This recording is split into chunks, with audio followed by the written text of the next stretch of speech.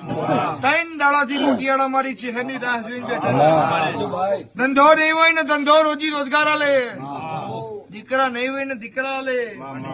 પણ હું નાની હોરની માતા એવું કઉ છું, બરોબર રાજા દુનિયા બને પણ આલી ફેર જો ગામમાં રાજા મારા રબારી ના બનાવું આ શેણલભાઈ ની સાક્ષી બોલું છું.